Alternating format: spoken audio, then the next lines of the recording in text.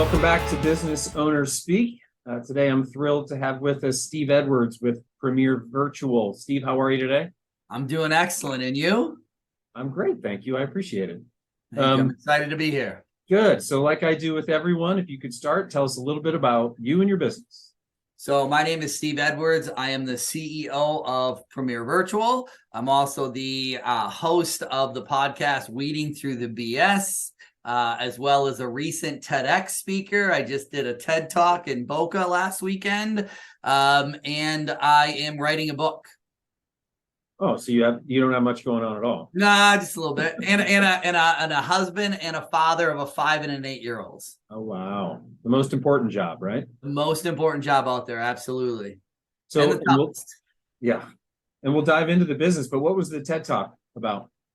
So mine was how to solve the Great Resignation with workplace culture. Okay. So I talked just about, so many people talk about workplace culture, but what do they actually do with it? And how to build a culture team and go from, build your culture from, bottom up and not top down. I like to call it the old school versus the new school, right? The old school was CEO says, we want to pulse on our culture. We want to put, our employee experience. We go to our company trip every year. And who goes to those, right? It's the top level salespeople, the executives. But what about the lower level people? So, instead of saying, sending out a survey to see how your culture is, create a culture team, right? A diverse culture team of all different backgrounds, races, religions, age groups, married, not married, kids, not kids, and kind of put something together so they can create something within an organization. So. Love it. Speaking my language. All right. So take us back a little bit. How long has Premier Virtual been around? So Premier Virtual launched in 2019, but to get to Premier Virtual, right, it kind of goes way back. Let's go. I've always, small town Wisconsin. I went to the Army after high school, jumped out of airplanes in the 82nd Airborne Division, then moved to Florida for college with the FAU, graduated college, moved around, traveled a lot for work. I was in sales. So really, I was that guy. You want to put me somewhere, I would go. But then I worked for an outside sales company where I would build sales teams for T-Mobile, AT&T, Verizon, energy clients, and I ran the business-to-business sales team. Well, how do you build sales teams? Was job fairs and job boards. So I went to every job fair that was out there, and my markets were New York, New Jersey, Florida, Texas. Lived out of a suitcase. I'd go in, I'd build a sales team, go to the next one, and I would just travel to all my markets. But as I was there, I met this gentleman, Brad, happened to have the same last name, Edwards, with Career Showcase up in New Jersey. And he ran a very unique type of job fair that was in the evening time. It was geared towards salespeople. And then they had a presentation where all of the companies would come in and speak before the job fair. So it made it efficient for the job seekers. So then what was happening is, again, it was so efficient, but he was only in the Northeast. And my company that I was working with, they shut down the division I was in. I didn't want to go retail, didn't want to go to door to door. So I went to him and I said, I like what you do, but I don't want to work for you. Can I buy a license agreement? So he had never done that before. So long story short, I bought a license agreement. So I now could run job fairs from North Carolina down to Florida, Texas, and Arizona were my markets that I had. So I was putting on job fairs for 9 years. But in 2018, I saw a big change. People stopped coming to in-person job fairs, and I was a for-profit company. 2 young kids at the time. I had to figure something out. Somebody said something about virtual job fairs. I had never heard of a virtual job fair before. I did my research. I did some demos. First demo I ever got on, I said, this is it. This is the future. Job fairs, there's no more in-person because people would rather be on this. They'd rather wait in line or apply online than wait in line. So I knew it instantly. I'm like, I now can put on a job fair in Atlanta, Raleigh, and Charlotte the same day. That means I don't have to fly up to Atlanta and then turn around the next day, fly to Raleigh, drive to Charlotte, and then fly home. And then the next month, drive up to Jacksonville on Tuesday, drive over to Orlando Wednesday morning, do a job fair there, and then Thursday in Tampa and drive home. So to me, it was convenient. And I said, this is it. This is the future. So I started doing job fairs on the platforms that was out there. It was a very small industry back then. When I was talking to companies and said, we're doing a virtual job fair, they're like, what's a virtual job fair? Like nobody knew what it was back in 2018. So I'm doing these job fairs. Customer service on the other platforms were just terrible. So one night I was going to a LinkedIn local event, and the talk about the event is, what change are you going to make in the next year? And I said, I'm going to build my own software. So I'm a sales guy. I have zero IT experience. And I said, I'm going to build a software, and I'm going to create a company that does virtual job fairs. So I announced it that night. Everybody, it was December of 2018. Everybody's laughing at me. They're like, we don't even know virtual job fairs. This is not going to work. And I'm like, I'm going through. On the way home, I called my wife and I said, yeah, so we're going to build a new software. She's like, how much is it going to cost? I'm like, I don't know. I got to find a development company to do it. I called my business partner. I said, we're switching 100% virtual, no more in person. So long story short, we went out, we interviewed some companies, and we decided in 2018, December, we're creating Premier Virtual, and we're going to launch a software.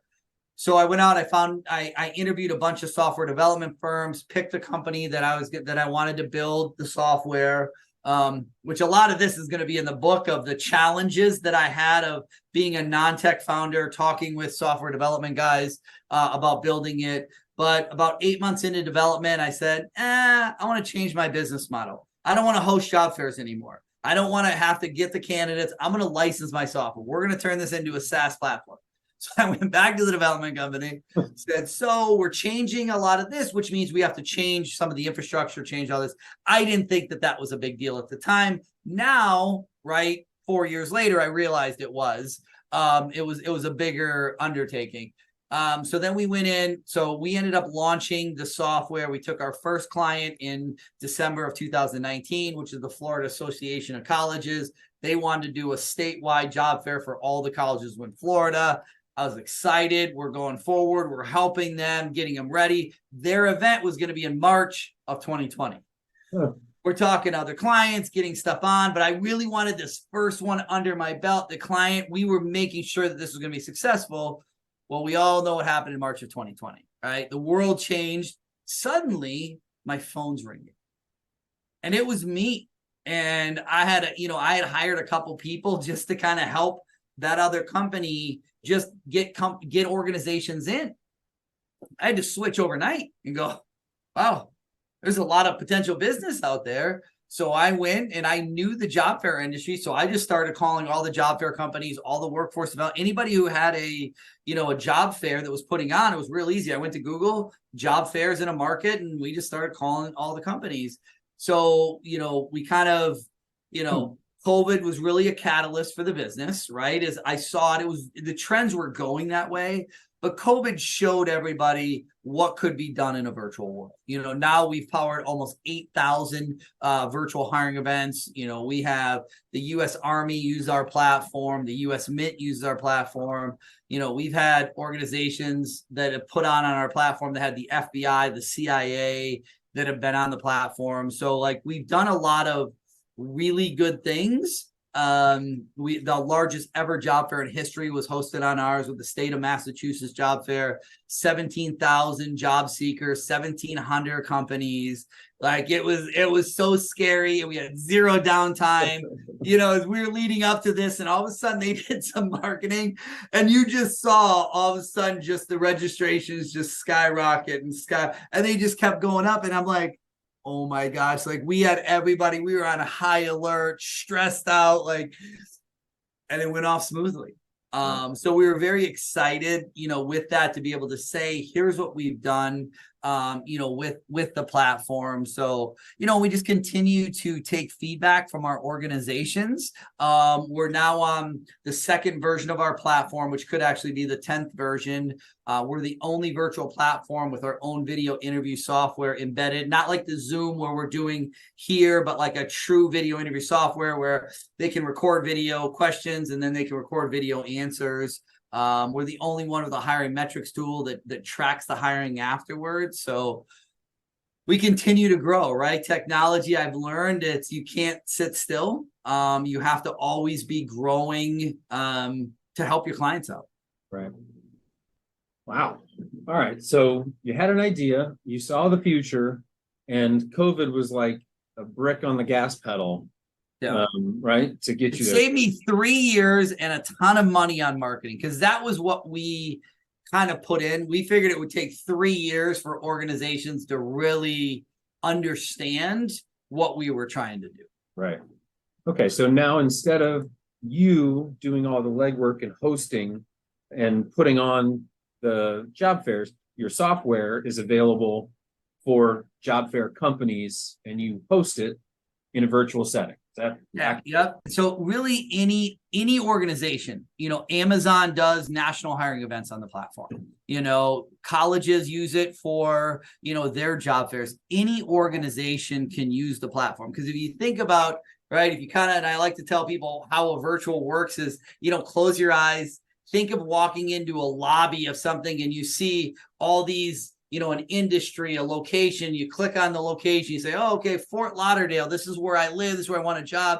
You click on Fort Lauderdale, then you click on sales, and all these companies that populate in sales or engineering or accounting, and you see the companies, you can click in a company, you can see what they do, see the jobs they have, submit their resumes, research the company all in one place, and then you can do a live chat and a live video with that organization.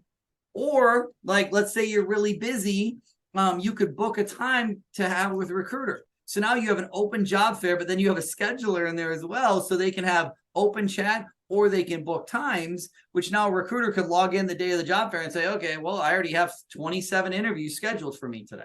So It makes it very efficient.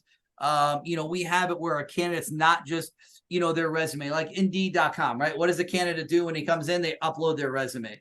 Well, a lot of times there's more stuff than just a resume, and recruiters aren't looking for just resumes. We have an experience tab. So our experience has over 7,000 job titles in there that the candidates can come in and click their experience. And then recruiters can search for those. They don't have to read a resume. They can say, hey, I'm looking for somebody with software engineering. Click on that. All the people that have, they can look at their profile. They can watch their video interview. They could look at their resume. And then they can invite them to chat. And it makes it efficient, right? Is really what we try to do is build this as efficient as possible. And you're helping people find work, right? There's value there. Work, That's probably one of the biggest things, is when you're looking at it. Not only are we helping them find work, but we're tracking all this too. So we track all the analytics, all the data, so that a host of an event knows, hey, ABC Mortgage had 72 people that visited their booth. They chatted with 40 of them. 13 of them submitted their resume and they had video calls with 4 of them. And then afterwards, we can find out, right? We have a tool that tracks, who had the interviews and who got hired. Okay. So what does your kind of your outreach and your outbound marketing look like right now? So, we use Google a little bit, but I cut off all Google spending. It got to be so much in the prime when COVID was there in the middle, I was spending $30,000 a month on Google. And, the return on investment wasn't always that great. Now we look at it, it was, I pulled all Google spending. So we do a lot on LinkedIn. We do a lot. We create a lot of content. And that's kind of what I said this year is let's create content and put it out on social media, right? Facebook, YouTube, LinkedIn, and that's really more of our strategy as well. We kind of changed our entire sales team up. Our previous sales team was all about, me, what's coming into me, right? From Google instead of being the proactive hunter. So I changed my entire sales team. The other team didn't want to pick up a phone, right? They were scared of this. Which so many people now are, right? And I'm used to that. So we switched to a different type of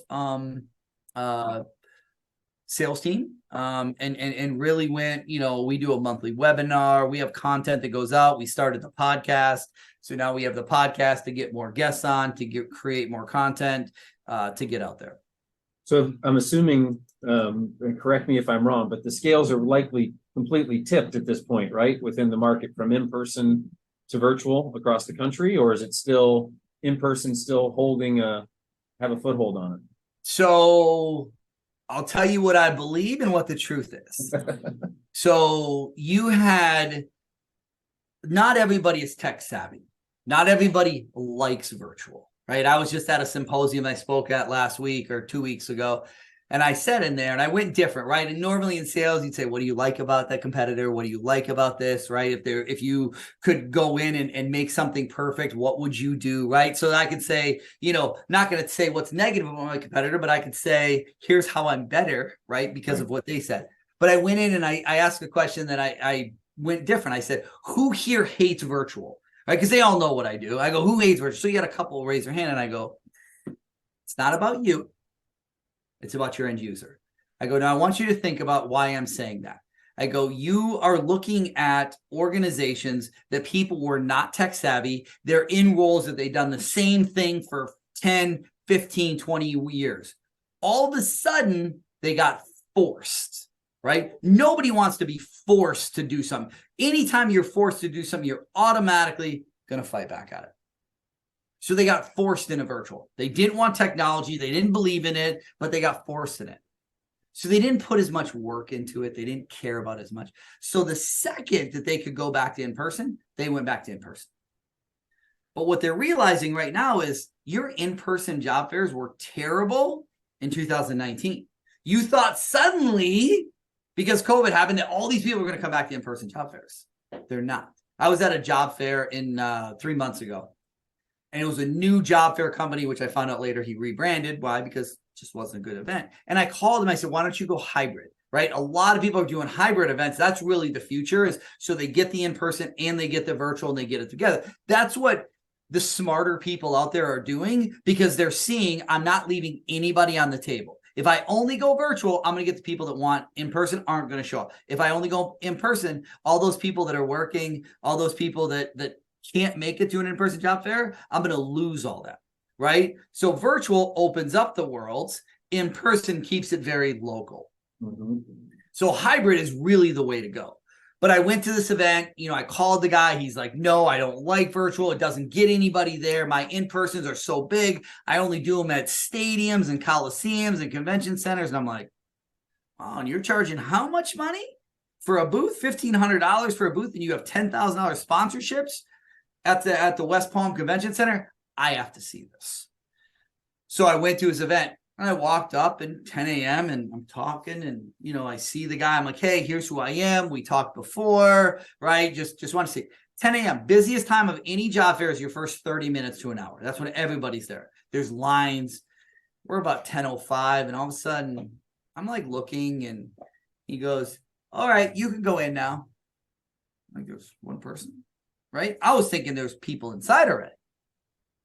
And we keep talking, and then somebody else walks up and he's like, are you here for the job fair, or are you a recruiter trying to talk to my companies? I was like, that was very interesting, right? But like, you instantly assume this guy was a recruiter. Right. No, sharp dressed, I get it, right? Because I had those. But he went right into that. So long story short, I was there about 20 minutes. And I saw 2 people walk in the door. Wow. 2. Now, remember, he was charging $1,500, and he turned somebody away. A company came in thinking that they were there for a free event. And the guy's like, no, you got to pay to get in. She's like, how much? He's like, $1,500. She's like, that's for the year. And he goes, no, that's for one event. And I'm like, you're 15 minutes in, you have nobody here, and you're still trying to charge for this, right? Mm-hmm. But you could tell that was the mentality, because he didn't want it, right? But then he started blaming it on the convention center, not marketing. And I'm like, that's your job. You're the host of the event. But as I was leaving, I kind of had a thought. I go, part of me wants to sit here and just wait 30 minutes, because there's going to be a whole lot of upset companies, and I want to see it. But the other part of me said, this guy's not going to do anything, and you got so much more work to do. But so I left the office. But the thing is these people think that in-person are there. But if you don't market for in-person events, you don't market for virtual, people aren't going to be there. And right. I say this so many times, when you're doing an event, the first thing is, it's the venue. If you're doing in-person, it's the venue. Is it easy to get to? The candidates have to pay for parking. If they have to pay for parking, they're not coming to a job fair, right? Just It's the way it is, Yeah. right? If it's a virtual, is the platform easy to work, right? And the most important thing is, how are you marketing it? You could have a beautiful platform, a great venue, but if you don't have candidates, the companies are going to be upset. So marketing the platform and then reminding the candidates, because somebody might register for a job fair 3 weeks out and then forget about it. Like, we have a built-in calendar right in the system that when they get the registration emails, that they add it to their calendar. So we built it again to make it efficient. But so many people, the scales tipped to go, okay, it was all virtual. And then it kind of started at virtual, kind of slowed down a little bit, but you're seeing people more virtual come back in because they're seeing it's more efficient. Yeah. And you know, think of an organization, if that job fair is from 10 o'clock to 2 o'clock, that means they got to be there by 9:30 to set up. So they're out of the office all day. That ends at 2 o'clock. Tear down. They're not out of there till 2:30, 3 o'clock. It's a day wasted. So they're starting to see, and again, as the younger generations are getting more into leadership roles now, they're more open because they understand this is what I'm used to. Yep. Right. And it's the people that are kind of stuck in their ways. And it's not, I mean, I'm almost 50. So like, it's, I'm not talking about just me. It's really anybody. You could have somebody young that's stuck in their ways, but it's those people that didn't want to change, right? When they start thinking about, it's not about me, it's about my end user. That's when you're going to continue to see even more of a change. Right. Just such an important tenet, really, in any business, right? It's not about you, it's about who you're serving. Mm-hmm. So, Steve, to wrap up, what's next? What's the future look like for Premier Virtual? You know, we're always trying to grow. We're always trying to do, you know, new things. You got to keep up with technology. You know, building new, you know, we have a roadmap out a year that just keeps our technology to really be on top. You know, we got a new thing that'll be launching here soon. We're calling it PV Meets. Think of kind of the job fair, but more like dealing with, you know, mentors and meetings and stuff like that as well. So again, you could call it just like a Google Meets or a Zoom or stuff like that, but kind of so that we have our own. Yeah. So there's always something new, and we do focus groups with our clients yearly to see what they want. You know, more integrations. That's probably one of our biggest things that we're working on too, is integration with other softwares that are out there. Well, Steve, what you're doing makes so much sense. And crazy to think 5-6 years ago, 3-4 years ago, wasn't really even a thing. So good for you for taking advantage, and your hard work is helping other people find jobs, which, as we said, has a lot of value to it. So thank you so much for taking the time. Really appreciate learning about Premier Virtual. Thank you. I appreciate you guys having us on here. And, you know, there's so much out there. You got to embrace technology. I was on a webinar yesterday. We had a webinar, and it was HR trends. So one of my panelists that was on there, he said there's 30,000 HR technologies out there. 30,000.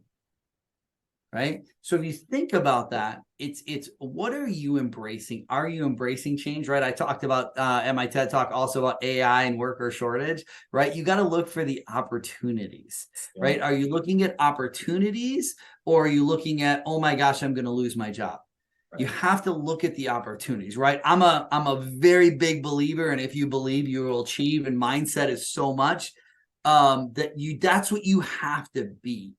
And people that are out there, right? Small business owners, medium business owners starting out, you know, if they don't have a mentor team, have a mentor team, right? I have mentors that I work with, and now I started kind of flipping that since I've won some pitch competitions and I was on the mentee side. You know, have that mentor that you can go out there, that you can call, right? That's what I do, right? If I have some challenges out there, here's my mentor team, and I know which one I want to call based on, you know, challenges that I'm having out there. Right.